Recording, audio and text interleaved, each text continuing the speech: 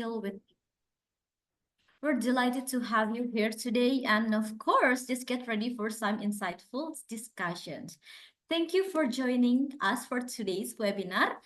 Before we get started, allow me to remind you a few important details. This webinar will last approximately in 1.5 hours, so we will leave some time at the end for a Q&A session. So please feel free to jot down your question in the chat section.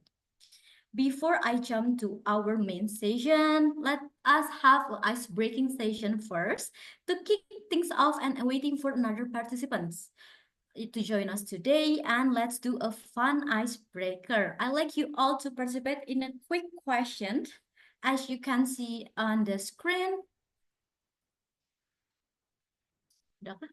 Okay, the question is, what is the hardest part of a self-awareness in the workplace? So please share your thoughts in the chat and let's see what is the responses. Let's wait.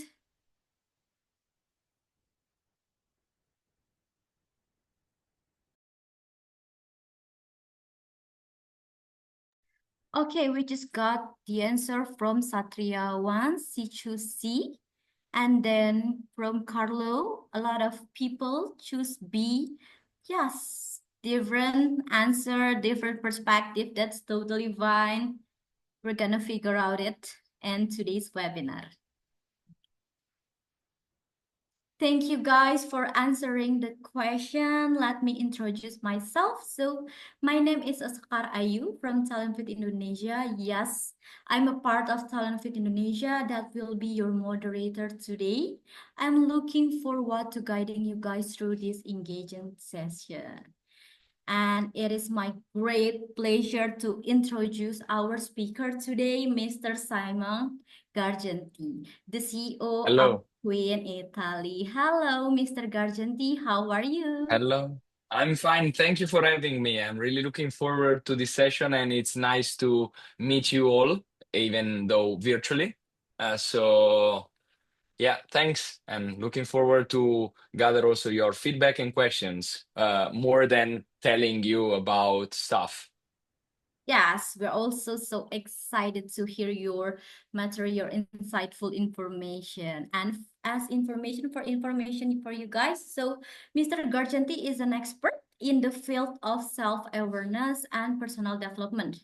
And we are excited to have him today to share his insights with us. And please join me in welcoming Mr. Gargenti. And also, once again, thank you, Mr. Gargenti, for being here. I encourage everyone to engage with the presentation. So guys, just feel free to jot down any question you might have during the session. And now, Mr. Gargenti, the time is yours. You can start the webinar session. Well, thank you very much. So, very briefly, I will try today to share with you how we've been using and positioning the Presignals tools as both tools for self-awareness for individuals. So that's, of course, an important topic when it comes to skills development or upskilling or reskilling. So whenever we're talking about the value that a psychometric and a development platform can convey to individuals or employees of organizations and enterprises, but also, and I would say foremost to begin with, I will try to focus on why organizations need, in the first place, reliable data about their employees. So basically, to support decisions related to talent management in every stage of the so-called employee life cycle. So whether it's about selecting the right people or developing the employees in a way that fits organizational needs and goals, or building a succession pipeline, the key thing that we strive to convey is that you need reliable data so that you are not just relying on gut feelings and intuition, which are, as I think all of us know by heart these days, they are fairly biased when it comes to human judges. So that's where standardized psychometric assessments come into play. So I will try to dive deeper into all of that gradually by like positioning the whole story. And also, I would love to let you see, for those of you who haven't already, let you see the actual user experience, so the participant experience when it comes to using the Deeper Signals tools as a way of boosting individual development. And maybe, if that's of interest for you, we can quickly cover also the analytics section. So how all of these data that is gathered through the psychometric assessments, so mainly core drivers and core values, those two measurement tools that deal with personality and motivational factors, then translate into the measurement of potential competencies. That is usually what organizations that we work with care about. So that's just the high level recap. Now I'm trying to share the screen and let you see just a bunch of slides. Don't worry, they are not too many. And I encourage you just to put together your thoughts and questions and write them, interrupt me. So the more interactive the session is, the better. Then, of course, there will be time at the end. But that said, I'm just wondering whether you're able to see my screen. So if anyone can please just confirm, I can go ahead. Yeah, I see Novita nodding. Thank you. I hope I pronounced your name right, by the way. Okay, great. So when we talk about deeper signals, we're talking about, in our opinion, of course, a tool. So we're talking about something that can be used for a purpose. So it doesn't live by itself. And the overarching goal that we usually, or the need, if you wish, that we try to meet by using deeper signals is the measurement of so-called organizational potential. So whenever we are working with an enterprise or an organization, of course, this organization has a place in the world because it produces something, whether it's a good or a service, and it does so in a profitable way, ideally. In order to do so, and this, of course, highlights a bias of ours because we mostly, if not only, work with for-profit organization. We When it comes to producing a good or a service, of course, you have technology, you have methodologies, you have intellectual property, you have everything that has to do with like material capital. But most importantly, we believe organizations are about people. So the value that an organization is able to produce in a sustainable way, and by sustainable way, we really mean in a way that does not affect the probability that people stay within the organization, are happy within that organization, and are productive within that setting, can sustainably produce over time this value depends mainly, and I would say mainly and by far, on the individuals that made up that organization. And so on individuals and their characteristics or their potential. So what's traditionally being done with organization when you have to deliver a strategy, when you have to reshape an organization, is that you involve the top managers, involve the bosses, the shareholders, the board of directors, and you like let them think and define how to go ahead. And then you equip them through, for example, coaching sessions or individualized development plans to deliver on that promise, on that strategy, so that they are good to go. From a perspective of having the skills, having the decision-making capability, having the capability to communicate and to collaborate effectively to deliver that strategy. But that approach usually misses a great deal of what can be done, which is involve the remaining, say, 98% of the organization into that change process. And what we mean by that is that if it were possible to equip not just the top of the organization with insights about where they stand today and how they can be more effective in a process of change, which may be needed for many different reasons. It can be organizational, new strategy. It can be related to the fact that a new competitor enters the market, so you have to tweak your organization. It can be related, of course, easily to think about M&As. So you need to integrate with different cultures. You need to integrate with different methods and way of doing things, but also it has to do with the very individual development opportunity that comes from the changing of roles. Or even if I'm not changing my role, maybe the responsibilities and the tasks that I'm required to perform within my current role may change. So the key thing is that if we can provide self-awareness, I like to depict it as a compass, right? So something that tells you where you stand and where the direction you want to be lies ahead. We want to be doing so in a scalable way. So, not just involving the top 2 or 1% of the organization, but ideally, we want to give everyone a compass that tells them something meaningful for their development. And really, to do so, to begin with, we need to define some terms. Um, when we're talking about the possibility to change one's own behavior, and we should start by providing individuals with self-awareness opportunities, and Deeper Signals is the real key in doing so. We need to define like the framework, the conceptual framework that we adopt in order to frame the change that we're talking about. So that behavioral change that may be a consequence of many different things that I've tried to recap quickly.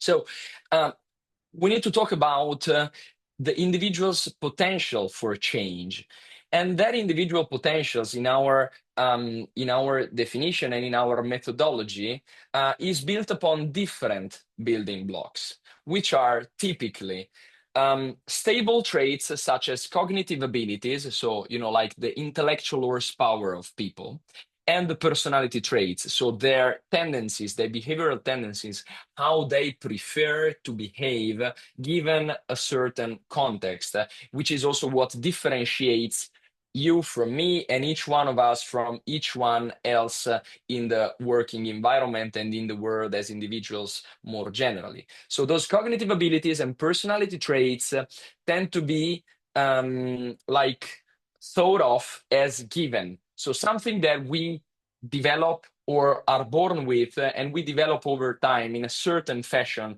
until we reach about age 20 to 25, and then they stabilize. They tend to stay the same over the course of our adult life.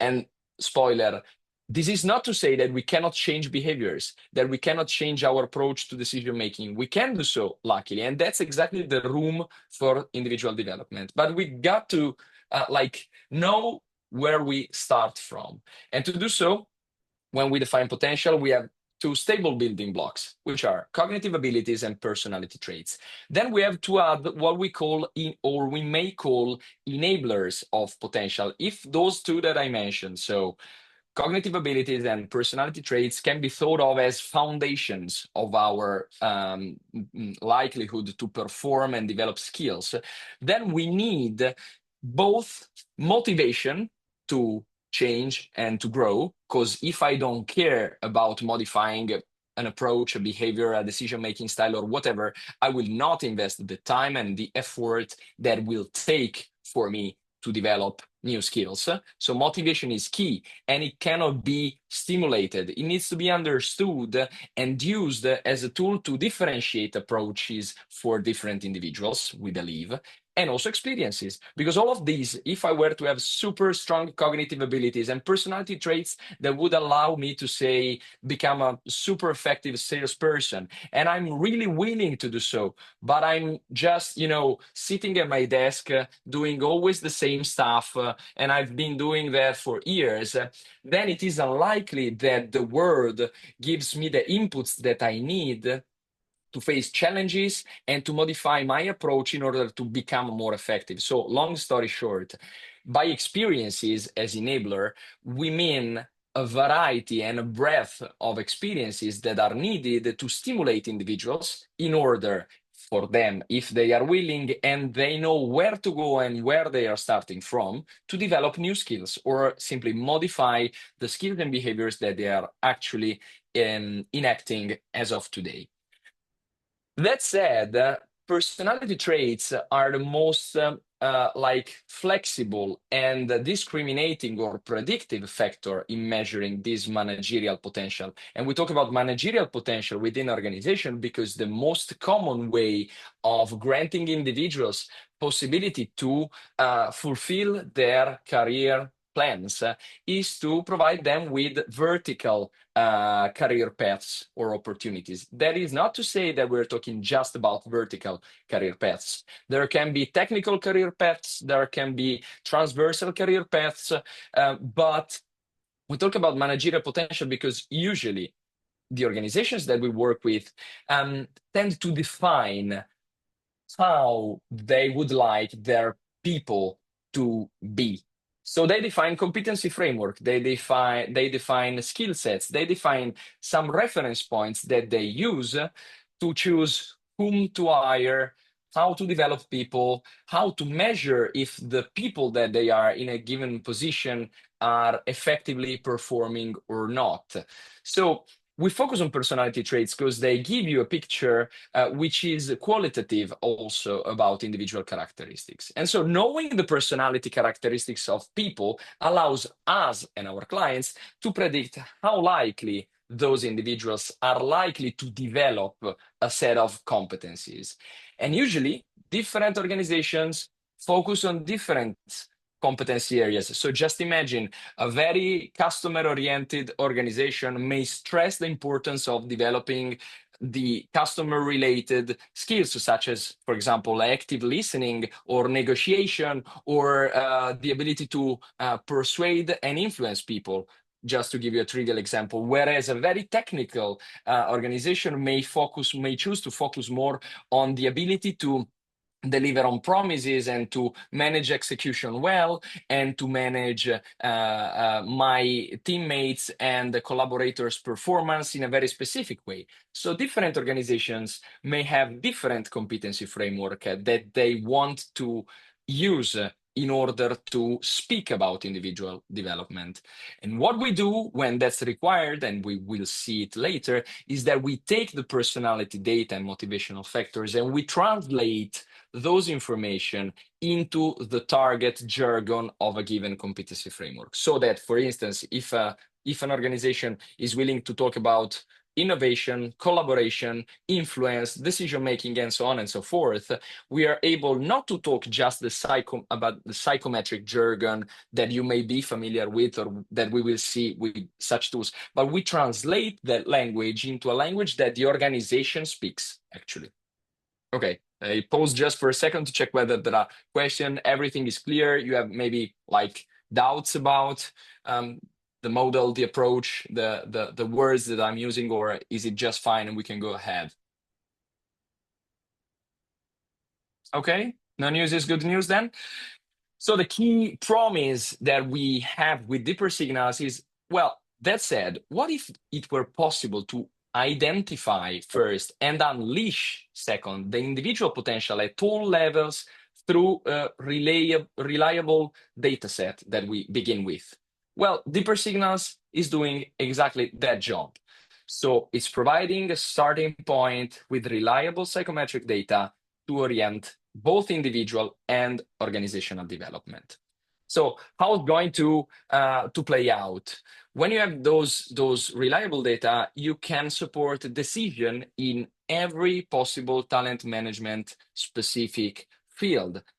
So those are some examples when you need to identify talent at every level of the organization. So you want to talk about who are the high potential in the organization. An organization almost always, in our experience, tend to mistake high performers for high potential.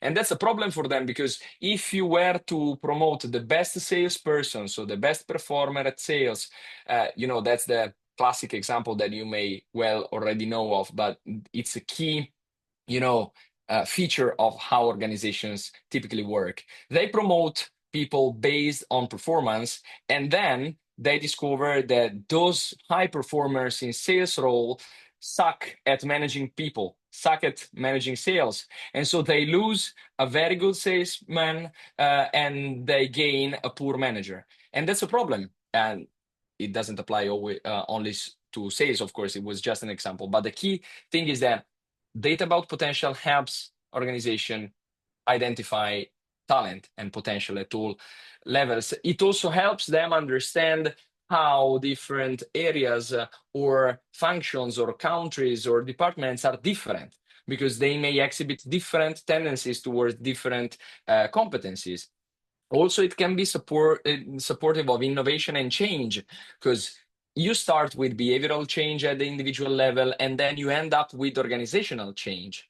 Um, so you can then use to map the effectiveness of people who manage or are thought of as leaders, to understand whether they have blind spots and so forth.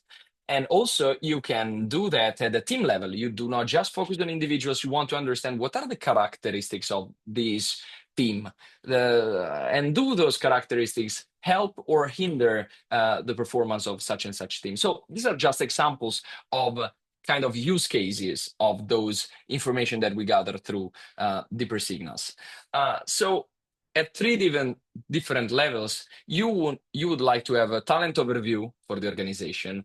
You would like to deliver then insights for managers, because they are the ones who then enact strategic plans at the local level. They are kind of, we speak of them as the belly of the organization. It's where the actual delivery of results happen. But at the end of the day, what matters is that you provide individuals, so endpoints of the organization, with the right tools and information to help them thrive in an environment that is maybe changing. So those are the three levels at which we like to position the possibility to both analyze and then act based on personality characteristics in the organization. How does Deeper Signals do that? It produces easy to read outputs. Just focus on the violet dots. Then there is stuff written, and this slide set will be sent to you. But the key thing is that the individual feedback report is immediately available after completion, which is the first thing that Deeper Signals does, and almost no one else in the psychometric space out there does as well. So as soon as I'm done with the assessment, which by the way, it's pretty quick, I get a personalized feedback report that does not just focus on analyzing how do I come across, but it does a step further, which is, okay, then so what? What can I do to be more effective? What are my strengths and my possible blind spots? And I don't need a consultant to debrief me about that, because it's written in a language that is plain and understandable, exactly because this tool is thought on being used with people who may not have had access to that kind of individualized development initiatives so far. So it's meant to be understandable. The learning journey expands all of this further. So given that you come across as, say, curious, driven, and let's say, what can you do in order to master those skills and take the best out of them, but also be mindful about the possible traps and risks that are associated to the very same traits? The learning journeys try to highlight those points and propose some development specific actions and tips to support individual development. When it comes to managers, then the team leader or team dynamics report helps me as a manager understand the actual interplay of my personality with the personality of the team that I manage. So, what are the dynamics that are likely to emerge, and how can I actually manage those dynamics in a positive way so that risks are mitigated and strengths are leveraged upon? So that's the key idea, right? We start from the individual and we deliver to them, even gradually, a set of insights which are not about analysis, are about action. Quick assessment. So 10 minutes to complete it. The user experience is like pretty pleasant, I would say. It's centered on the fact that the assessment needs not to be perceived as an evaluation, because sometimes it is not actually. It just takes place because you need to fuel individual development.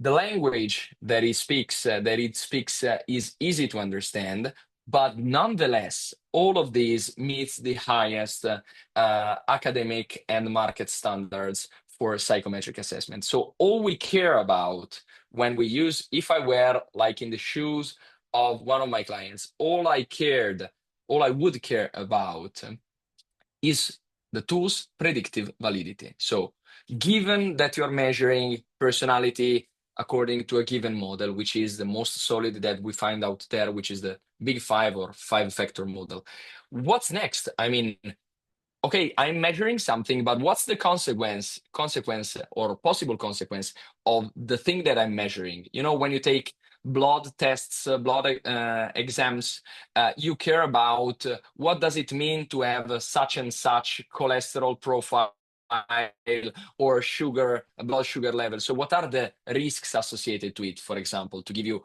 an example that is outside the psychometric realm? Well, when it comes to psychometric, the approach should be the same. So why am I measuring this? Because we have at least 40 years of validation studies that show us how personality traits translate into actual behaviors and performance. And so given that I have a such and such profile, it will be more likely for me to develop, say, an innovation related competence, but it will be less likely for me to develop influence and collaboration, let's say. So the key thing is that we measure something that has consequences during time. So that's the key thing, right? Because if we were measuring something that is not associated to anything, that it would be useless. So the key thing of all the Presignaz tools is that they are scientifically validated, which means they have a proven predictive validity. So they predict outcomes by speaking of and measuring personality and motivational factors. Who was behind the Presignaz? So the Presignaz was born out of a long-standing psychometric tradition built by Hogan Assessments. Hogan Assessments, you may know that it's pretty like known in the psychometric space as the premium solution. You have to take assessments that take about 1.5 hours to get your personality mapped thoroughly, and then like long reports are produced that needs to be explained by experts. Well, that can be good in some occasions, but it doesn't certainly allow for scale, also due to time and budget constraints on the organization end. So you cannot afford to ask people to use 1.5 hours of their time to complete assessments and then hire a consultant who charge you many hours to deliver feedback or coaches to deliver coaching programs. You can do so for, again, the top of the organization. But if you were to propose a predictive and useful assessment to everyone, and in a way that avoids the presence of middlemen or gatekeepers, I mean, coaches or consultants, so something that speak their language well. Thomas, Rhys, Uri, and Dave are the 4 people who've tried to innovate the Hogan approach. But the Hogan family, say, so the management of Hogan, of course, didn't want to go down that path. So Thomas was the former CEO of Hogan, and Rhys, Uri, and Dave were working in the innovation practice of that organization. They left and they built their own company, which is what we're speaking about, so the Presignaz. So they kept the scientific the methodological stability of tools like Hogan, but they transformed it into something that was like more 21st century looking. So it's a development platform that starts with the behavioral assessment, but ends with many different things. So feedback development reports and so on. So the science has been leveraged, the technology has been leveraged to differentiate how a psychometric assessment can work. And that's exactly what Deeper Signals did. Let's talk briefly about the two main assessments that Deeper Signals provides. Then there are many more that like measure tiny pieces of personality and are shorter, therefore, to be completed. But the key thing is that when we talk about, okay, what shall we measure when we want to talk about individual development and or prediction of performance, so individual's potential?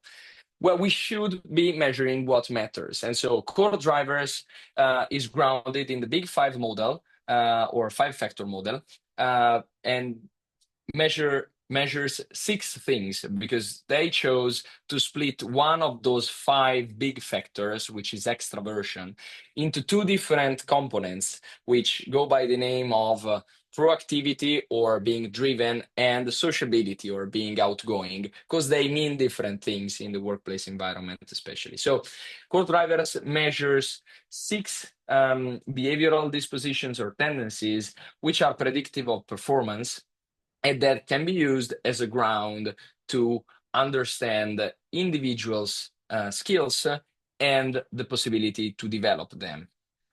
Core values, on the other hand, is built on self-determination theory. Again, a strong foundation to speak about what drives me, what motivates me from the internal perspective when I'm at work.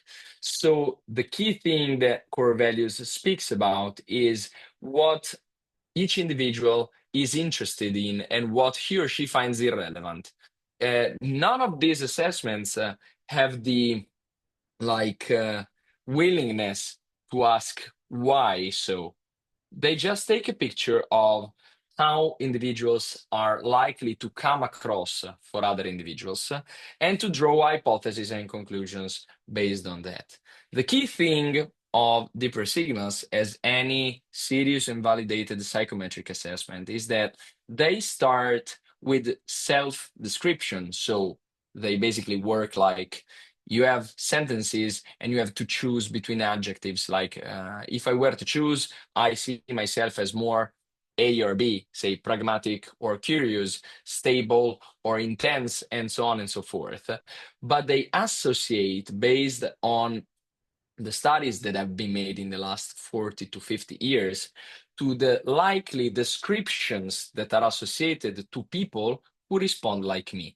So the key thing that they do is that they take self-assessment responses and they associate it to individuals' potential reputation.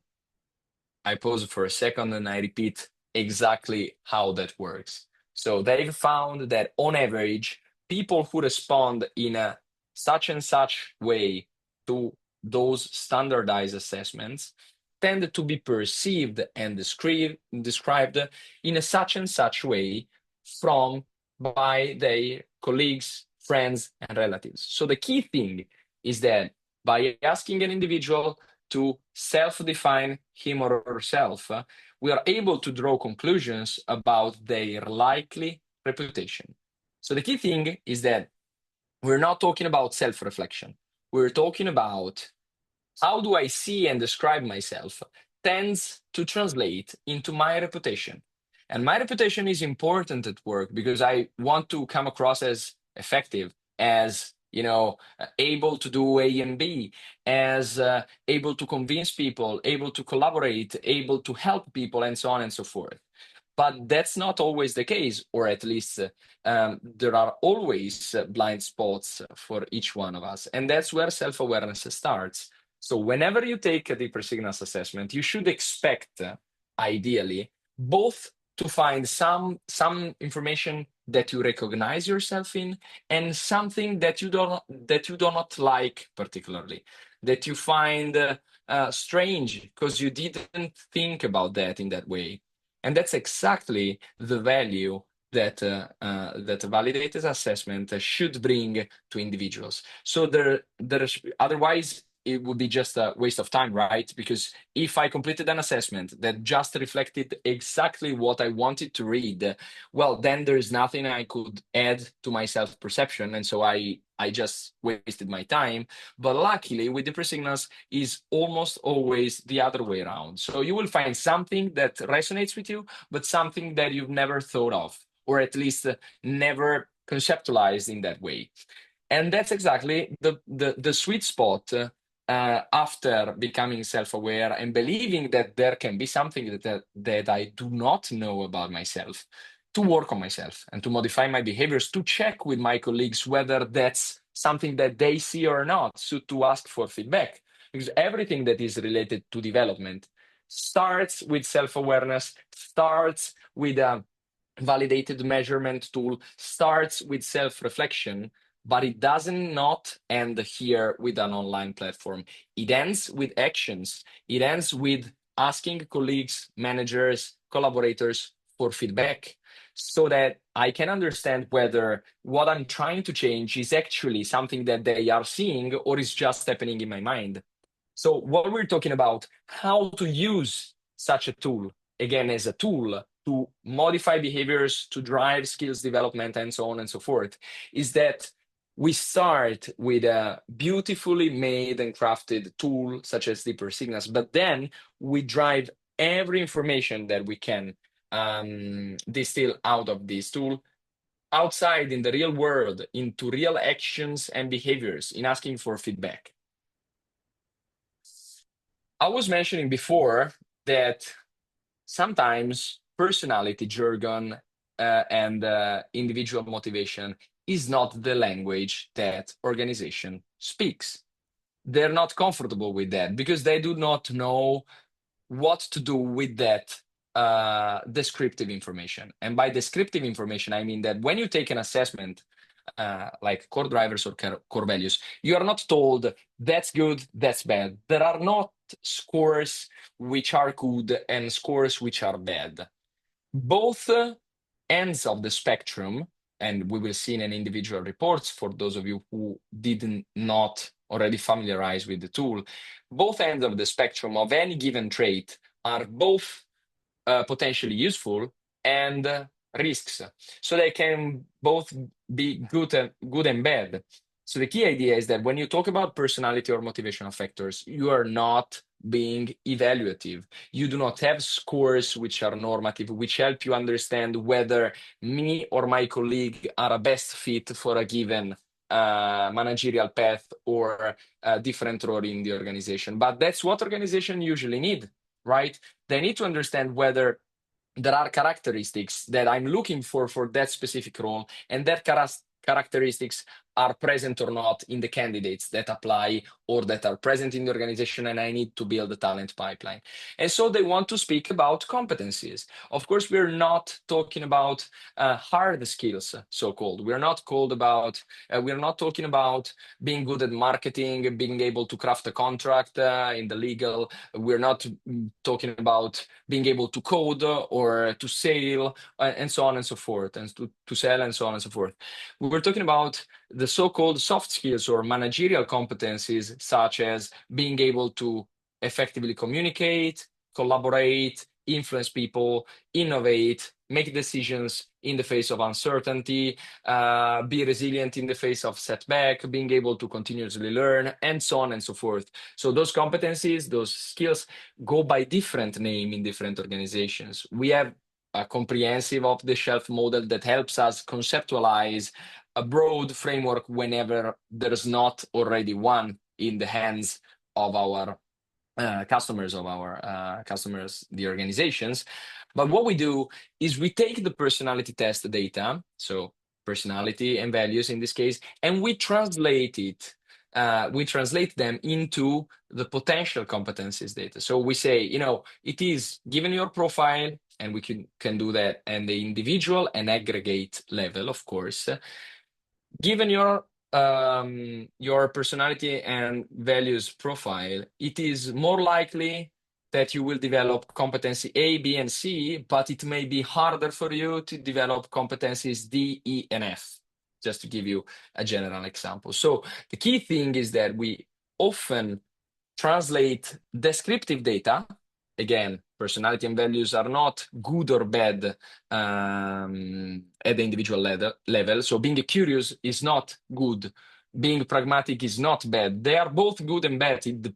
Good and bad. It depends where you enact those behaviors. But organization need maybe to understand whether I will be likely to develop competence of innovation. And in that case, I need a score. I need to understand whether Simone is more likely than Mario to develop a given competence, because I need to choose one to cover a given role or a given project. And that's where this conversion into potential competencies come in. And just imagine, of course, in a selection setting where you need to rank and screen candidates, applicants, and you need to know who's a higher potential of performing in my organization compared to who's less likely to be performing well in my organization. It goes by the same token.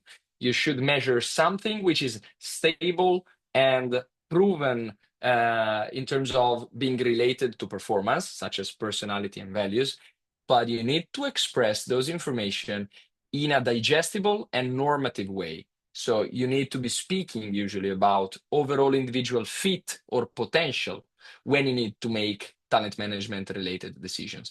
And again, that's the second step. And it has not directly to do with individual development, but it has to do with decisions that organizations need to make.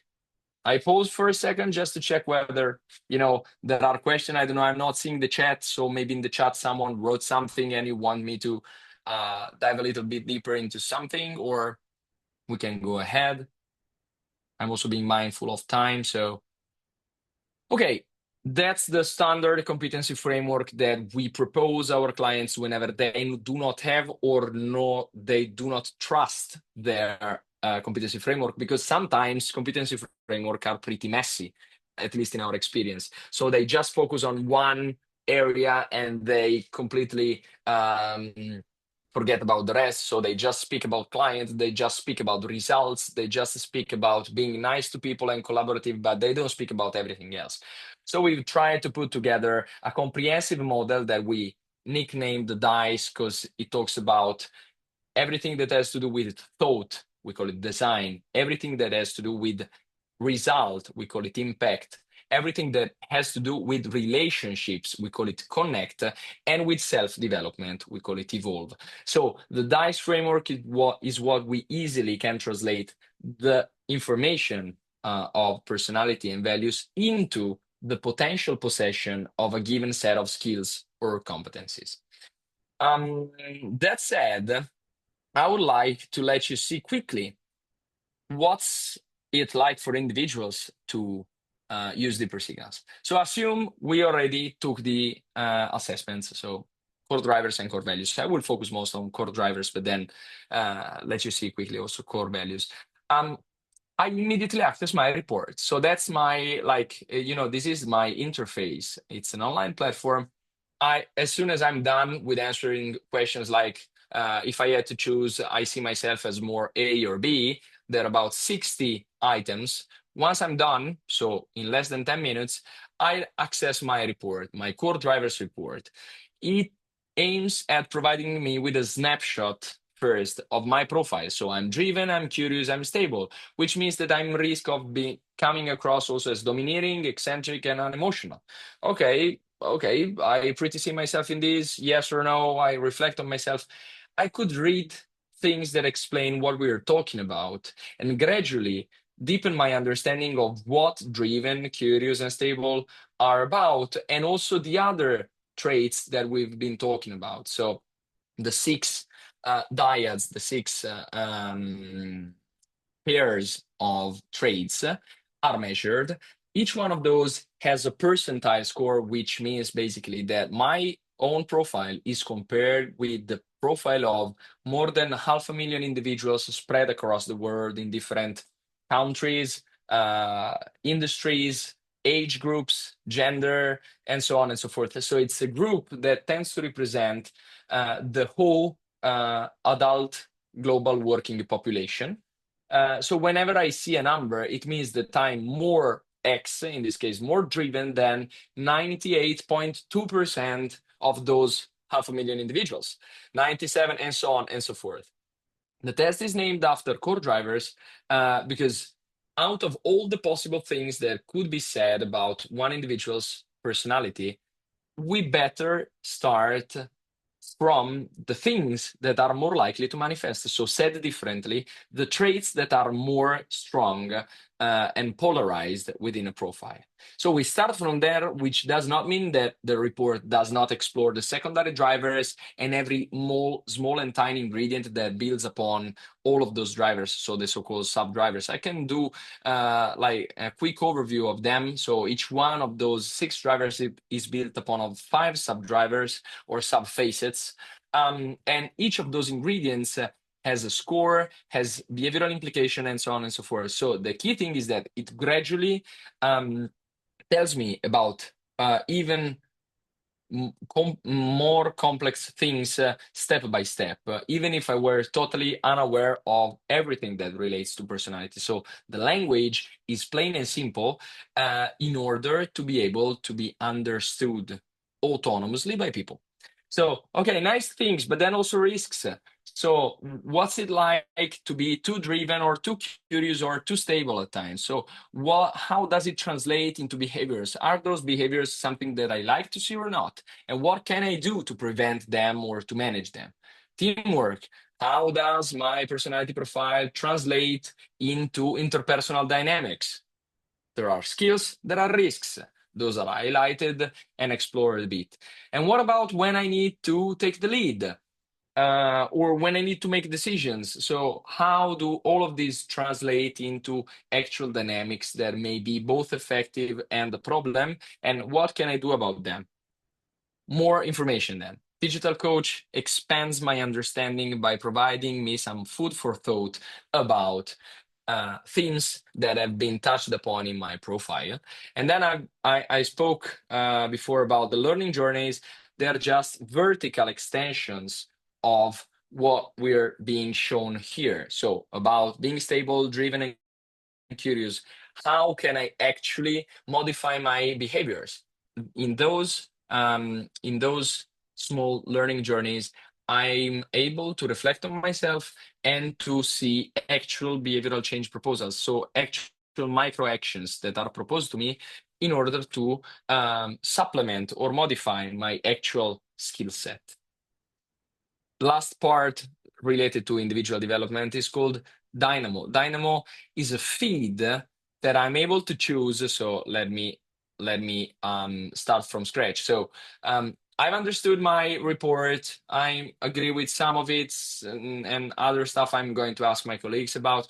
But I want to get more information about how to master, say, focus on the wants and needs of others, or become an expert problem solver, or anything else that is likely to drive an impact based on my profile. So the machine take my profile data and it proposes me, the machine, I mean, of course, the platform, the assessment, propose me some possibly relevant topics to work on. And then I choose what I want to work on. As you can see, I've completed already some stuff here, and I keep track of those. But I want to get started about focusing on the wants and needs of others. So I'm selecting those area, and I want to do it pretty quickly. I want a bunch of stuff in 30 days to reflect on and to act.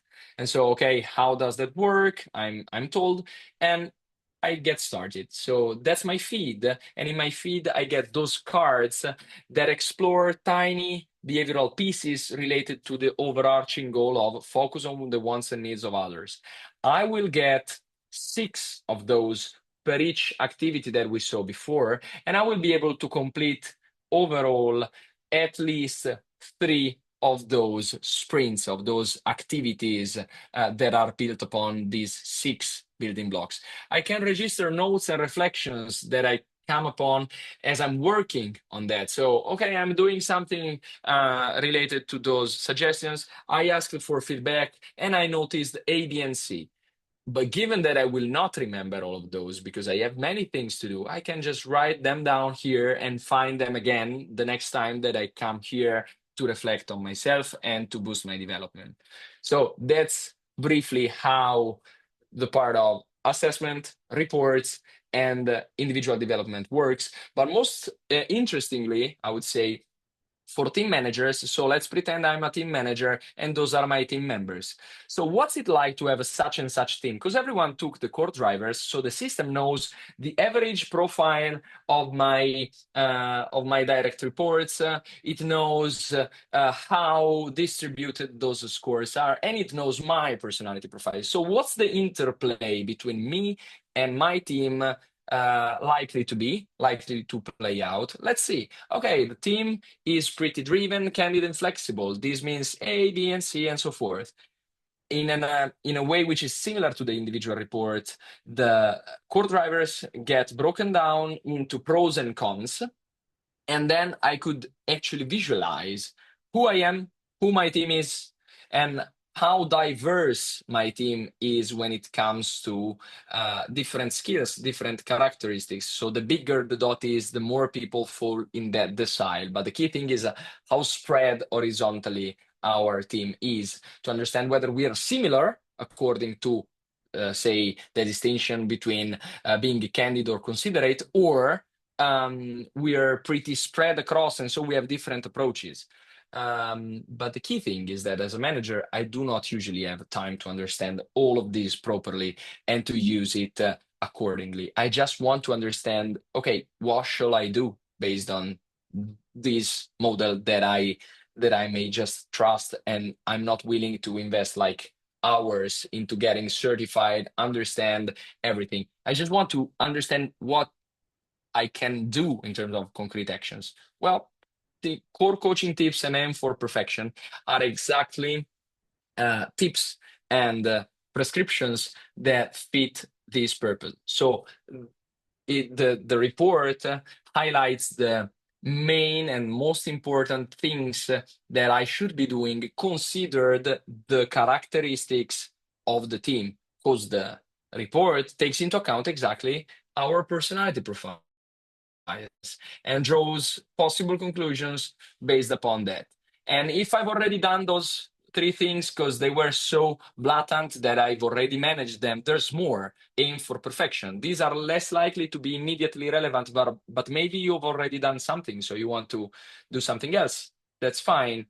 You can see those further tips. And in order to support a specific approach and action, make it happen. So following a pretty standard approach in self or employee development or coaching approach, start, stop, keep doing something. So I start some new things, I stop doing things that are not likely to be working that well, or I can keep and leverage more. I can keep doing stuff and behaviors that we're likely to already enact and are already producing positive outcomes. One thing is talking about the team as a whole. Another thing is trying to understand my specific collaborator. I can do that because I have coaching reports, which are not evaluative, are just meant to be an overview of that specific collaborator with some coaching question that I could use to manage performance. So as a manager, I'm equipped with specific and understandable and easy to use tools and insights that I could use to do my job well, so to manage effectively my team. And again, pros and cons, behavioral tips, and so on and so forth. It follows the same logic. But the last thing is that if I have a specific problem with this team and I have a specific topic that it's not covered by default by this report, why not asking an LLM which is embedded in the Deeper Signal system that takes into account the exact characteristics of my team to understand whether there are actions that could help me solve a specific issue. So let's pretend we have a team where we have often conflicts, okay? And I want to mitigate that. So I'm going to ask, in my team, there are often conflicts. People do not collaborate that much, and they may tend to over-compete. What can I do? Okay, just like plain language, right? No competencies, no psychometric, is just a problem. There's no collaboration. They conflict between each other. What can I do? Let's ask this AI and see what it comes up with. So just imagine that question, altogether with all of the data about the team, is being taken into account by the LLM, and it's producing based on a knowledge base that is validated. So it's not going around randomly searching for random answers. It's based on research, is fed on papers, is updated by psychometricians.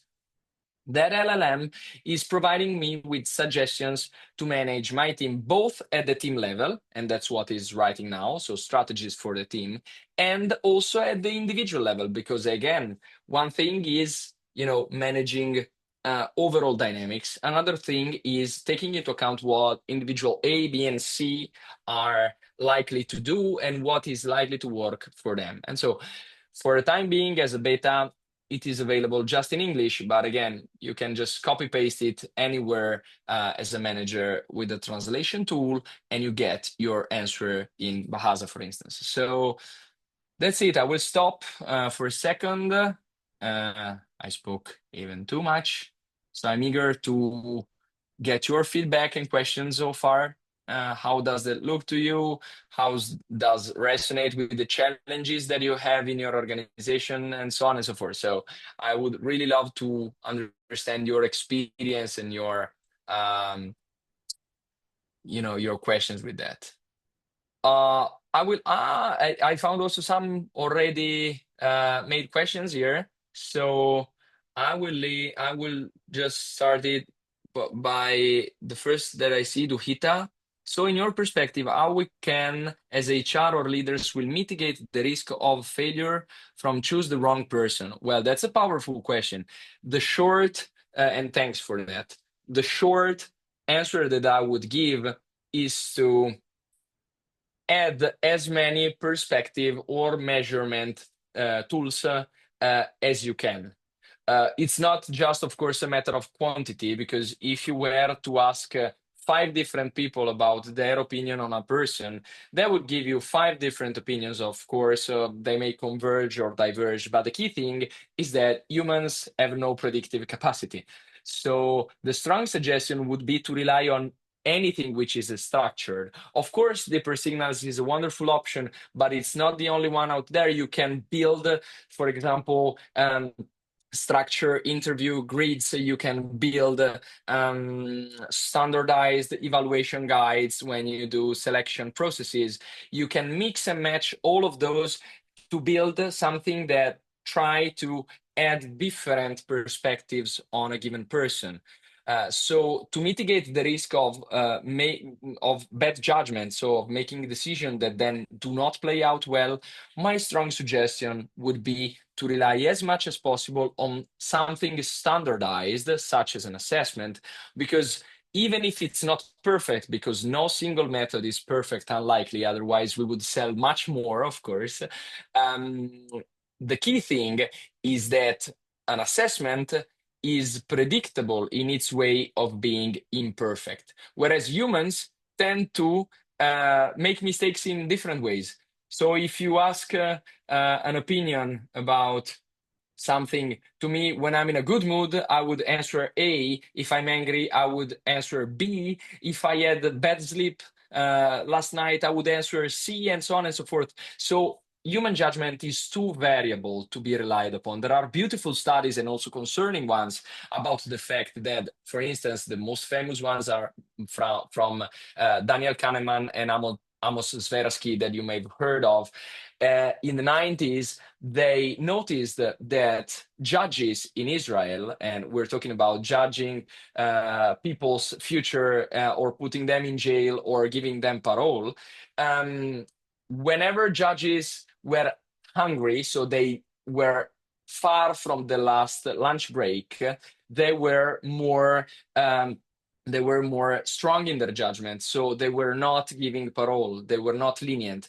Whereas if you were to be judged right after breakfast or a lunch break, you were 40% or something like that more likely to be given parole. So even in those very high stakes scenarios, people produce bad judgments or produce judgment which are biased in unacceptable ways. So just imagine if we are just talking about a promotion. I'm not talking about putting someone in jail. So who cares? The key thing is that if I do not supplement human judgment with anything else, that's the most likely scenario in which bad decisions occur. So supplement that with standardized measurements, and to me, whenever possible, avoid human judgment. Just rely on humans to build relationships after you got reliable data, to understand what's behind all of that, and also to assess the actual behaviors and experiences. That's fine, but do not rely on human judgment alone. In what ways, Ilma says, in what ways can we use tools like deeper signals to enhance our self-awareness journey?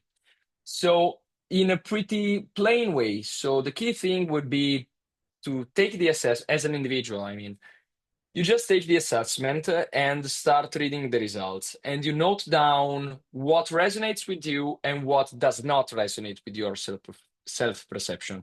You take the second part, so what you don't see applies to you, and you ask your colleagues about that. And you start understanding if all of the tendencies that I highlighted apply to your case or just some of them.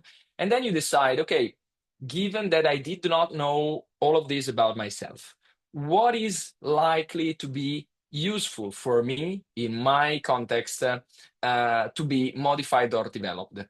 And then you get started from that. I mean, with deeper signals, you can also then build your journeys and try to quickly show you with the development platform associated to it. So you can use not just your feedback reports, but you can use the learning journeys. You can use the dynamos that focus on tiny or tinier pieces, and you can get started from there. Also, I mean, individually, but in an organizational setting, what we usually and way more often are required to do is that we use deeper signals data and we map it onto the LMSs that organizations have in order to say, okay, that's your profile. So what is the learning path that is more likely to deliver results for you? Because one size, as we all know, does not effectively fit all. So you have to differentiate. And okay, deeper signals can be, again, a compass, a starting point that then I use to choose where to start from. So it doesn't need to breathe in the vacuum. Deeper signals can be just, again, a tool to get started and then to benefit from other tools that organizations usually already have. Intan says, can self-awareness alone drive personal and professional growth, or does it need to be paired with other skills? Okay, another powerful question. Well, the of course, what we see is that short answer, of course not. Because if I'm super self-aware, but I don't care about modifying anything because I think I don't need that. So I'm not willing, I'm not motivated to change anything, nothing will change. Because if I do not believe that any kind of change would be beneficial, I wouldn't let any information bias me towards change. I would just not care. So one key ingredient is motivation. So if I don't care, I don't do. That's the short form answer.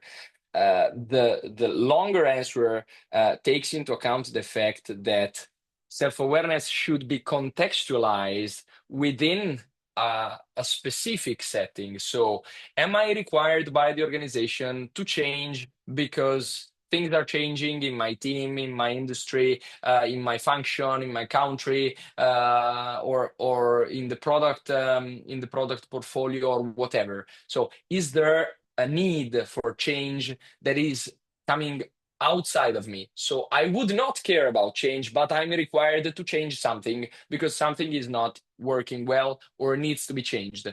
So that's a different scenario, of course. I need to understand what's in it for me. So the key thing is that you need to balance and match between what the organization requires to be happening and what I care about this change and what's my stake in it. So if I have no stake, again, I will not change. So when it comes to self-awareness, to self-development, self-awareness is a necessary condition, but it's not sufficient. At least you need motivation. And then if you are willing to really, change your behaviors and skills, you need to practice. The key thing is just do.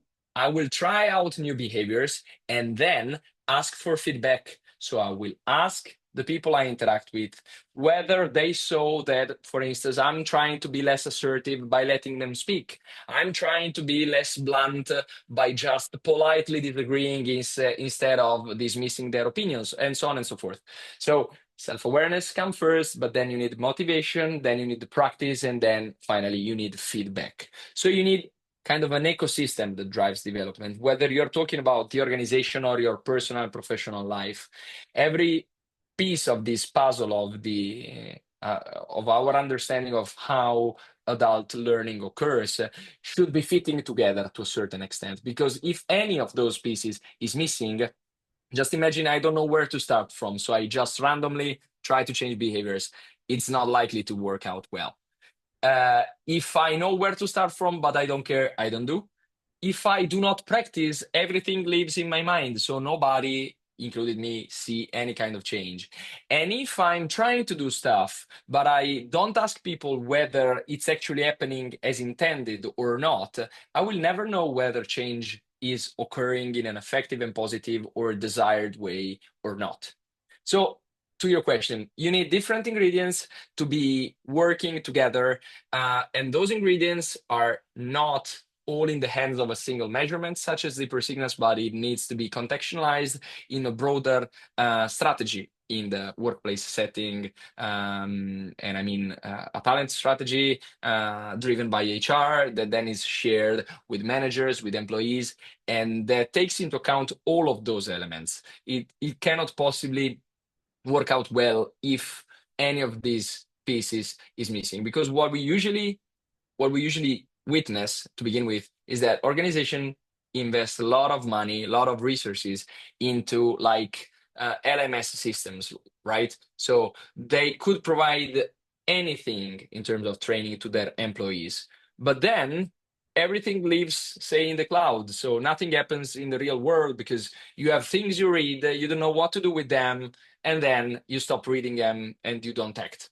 So that's the worst scenario that we usually come across, because you have a lot of potential interesting contents and development programs that then do not drive actual impact in the organization at the individual level, because they are not translated into action and they usually are not relevant for individuals. And that's where my compass come in. So like the per signals like approach that says, you should work on A, B, and C. Forget about the rest. You will do that if you think later, but just focus on A, B, and C, because those are the three things that are more likely to drive a positive result for you. So that's it, I think. Yes. Okay. Yes, thank Yes, you, please Mr. go ahead. Gargenti, for a fantastic presentation and answer. And because we're on a Q&A session, guys, if you still have any questions for Mr. Gargenti, please type your question in the chat or raise your hand if you prefer to ask verbally directly to him. Let's make this an interactive discussion. While waiting for another question, I'd like to take a moment to share some of the exciting services we offer at Talent Indonesia. So the operator will share a video. It's the time. Talent Food Indonesia merupakan HR consulting yang berfokus pada HR development consultancy, meliputi organizational consultant, people assessment, dan recruitment management. Talent Food Indonesia berdiri sejak tahun 2016 dan telah dipercaya oleh 250 perusahaan dan telah melakukan lebih dari 2 juta asesmen di seluruh Indonesia. Berikut merupakan klien kami.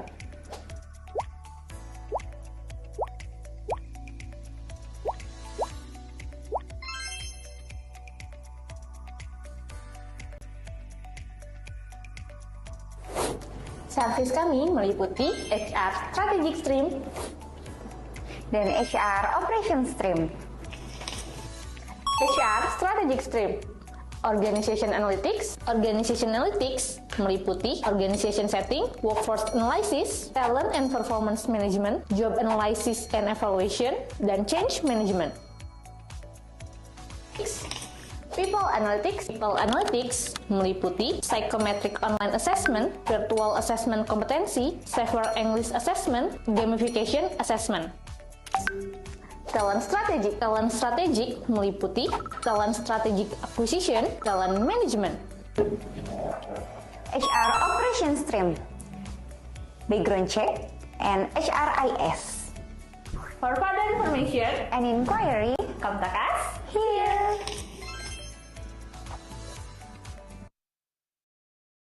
Okay, thank you.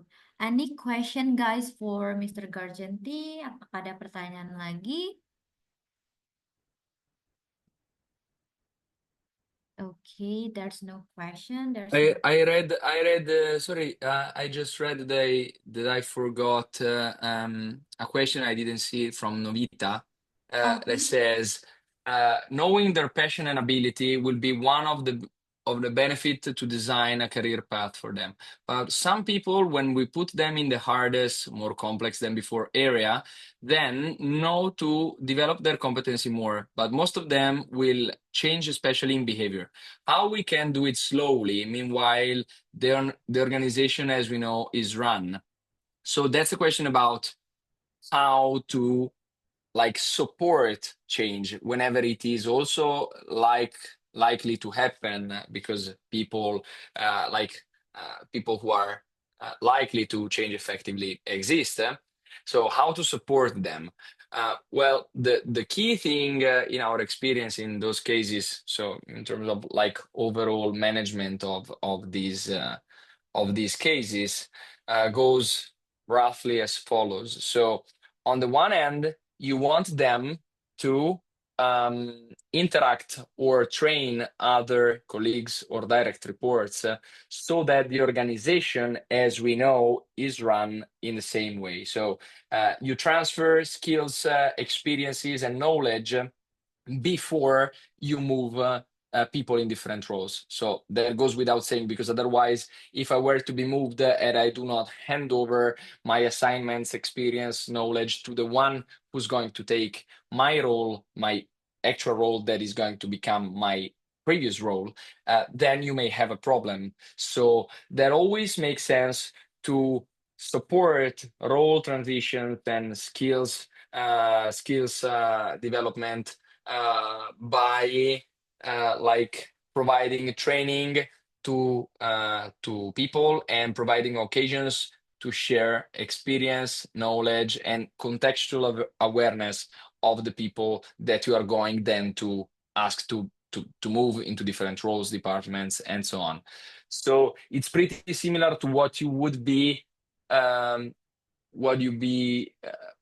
willing to see whenever a person plans to leave a company. So you want to understand whether he or she has valuable information about how things go in a given portion of the organization, and you want to make them available for who stays. It's kind of the same. Of course, we're not talking about people who leave, but it would work in the same direction, actually. Okay, any question, guys, for Mr. Gargenti? If there's no question anymore, before we end this Q&A session, Mr. Gargenti, you need to choose the past 2 questions of participants. The best two questions. Yes, sure. Yes, Let me reopen them. because So, our team from Talent Indonesia will send them a gift. okay, nice. So it's important choice on my end. Well, I liked particularly the one from Intan about whether self-awareness alone can drive development or not. So that's, I think, one that's powerful in my opinion. And the other from Duhita Angi, I don't know.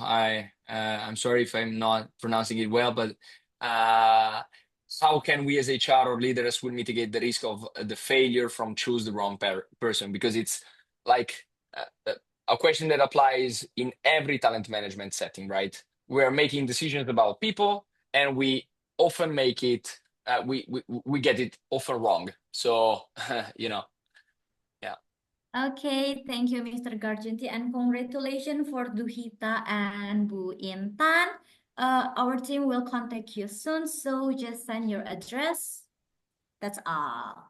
Thank you all for your wonderful participation today. We've covered so much about self-awareness, and I hope you find it insightful. And remember, the journey to self-awareness itself is still ongoing, and so just keep exploring. Once again, thank you, Mr. Gajarnenti, sorry, and to everyone here Thank you. today. We appreciate your attendance and engagement. Please give us your feedback afterward, and we hope to see you at our next event. So stay tuned on our social media. Don't forget to follow us at Instagram or TikTok with the username of @Talent Indonesia. Have a great day. Thank you. Good evening, everyone, and good morning, Thank you. Mr. Gargenti. Thank you. Have a nice day, you Bye. all. Thanks for having me. Bye. Bye Thank you, bye. Bye. Simon. See you, everybody. Bye bye, and thanks again.